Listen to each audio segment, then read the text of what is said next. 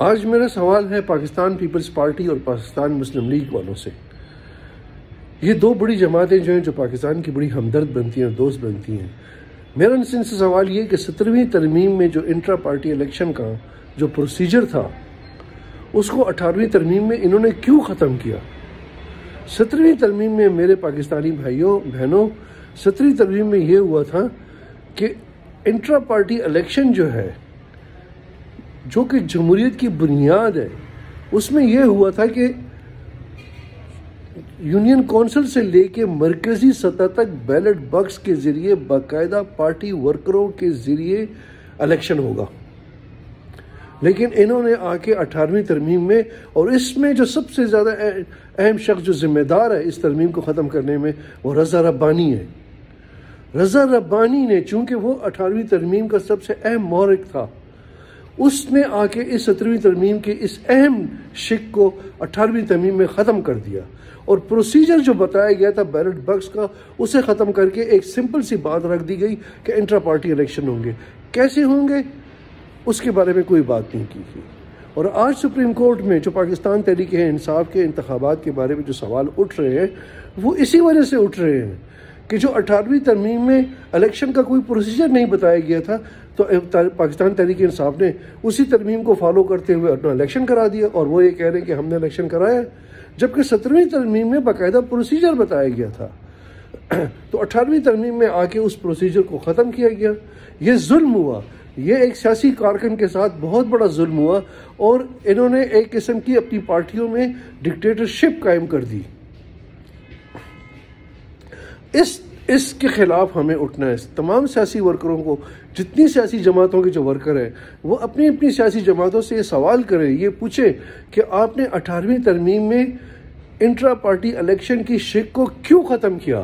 میں رضا ربانی سے، بلاول بھٹو سے، پیپلز پارٹی والوں سے یہ سوال کرتا ہوں، اور مجھے اس کا جواب چاہیے کہ آپ لوگوں نے 18ویں ترمیم میں انٹرا پارٹی الیکشن کے جو پروسیجر جو تھا، دیکھیں سب سے بڑی بات پروسیجر کی ہوتی ہے۔ اب ہمارے پاس کہ آیا بیلٹ الیکشن کیسے ہوتے ہیں؟ بیلٹ باکس کے ذریعے ہوتے ہیں، ووٹ کے ذریعے ہوتے ہیں۔ جب آپ کی پارٹیوں میں الیکٹورل کالج ہی نہیں ہے، کس پارٹی میں الیکٹورل کالج ہے؟ اس الیکٹورل کالج کے کون کون سے ممبرز ہیں؟ کن ممبروں کو ووٹ کا حق دیا جاتا ہے؟ ایسی کوئی بات نہیں ہے۔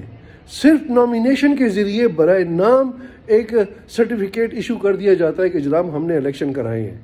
یہی وہ بنیاد ہے کہ جہاں سے یہی وجہ ہے کہ ہمارے ہاں جو لیڈرشپ ہے، دیکھیں سیاسی جماعت جو ہوتی ہے وہ ورکروں کے لیے، سیاسی ورکروں کی نرسری ہوتی ہے۔ دنیا میں کوئی یونیورسٹی نہیں ہے، کوئی ایسا کالج نہیں ہے، کوئی ایسا اسکول نہیں ہے جہاں پہ سیاستدان جو ہوں تیار ہوں، جہاں پہ آپ کو کوئی سرٹیفکیٹ دیا جائے۔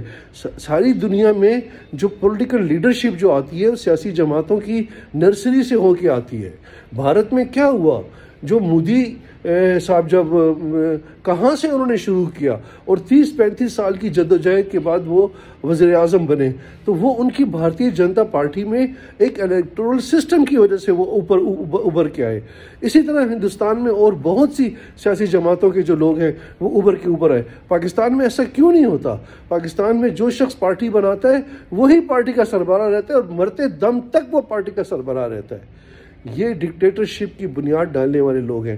یہ کیسے فوج کے اور جرنیلوں کے خلاف بات کرتے ہیں جب ان کے اپنے گھروں میں ڈکٹیٹرشپ ہے، جب ان کے رویے میں ڈکٹیٹرشپ ہے، جب ان کے رہن سہن میں، ان کی بول چال میں ڈکٹیٹرشپ ہے؟ یہ جمہوریت کا لبادہ اوڑھ کر ہم سب کو دھوکہ دے رہے ہیں۔ پاکستان جمہوری اتحاد ایک ایسی جماعت، ادارہ جاتی جماعت کی بنیاد رکھنا چاہتا ہے جہاں پہ ایک عام ورکر جو ہے وہ اپنی جدوجہد اور محنت سے اس پارٹی کا سربراہ بنے۔ آپ مجھے ایک پارٹی بتا دیں، آپ پیپلز پارٹی بتا دیں، آپ مسلم لیگ نواز بتا دیں، آپ پاکستان تحریک انصاف بتا دیں کہ جہاں پہ کوئی شخص کسی اہم عہدے پہ، عہدہ ذمہ داری کا نام ہے، عہدہ لالچ میں نہیں لیا جاتا، ذمہ داری کے حوالے سے لیا جاتا ہے۔ جب آپ ذمہ دار لوگوں کو، ایک سیاسی ورکر جو ایک جماعت کے لیے کام کرتا ہے، تو وہ اب اس کام کے لیے اس ذمہ داری کو نبھانا چاہتا ہے۔ جب آپ اسے آگے آنے ہی نہیں دیتے، جب آپ اپنے من پسند لوگوں کو سامنے رکھتے ہیں، اسے آگے آنے ہی نہیں دیتے، تو وہ پارٹی کیسے بہتر ہو سکتی ہے؟ تو یہی سوال جو ہے ہم ان تمام سیاسی جماعتوں کے سامنے رکھ رہے ہیں۔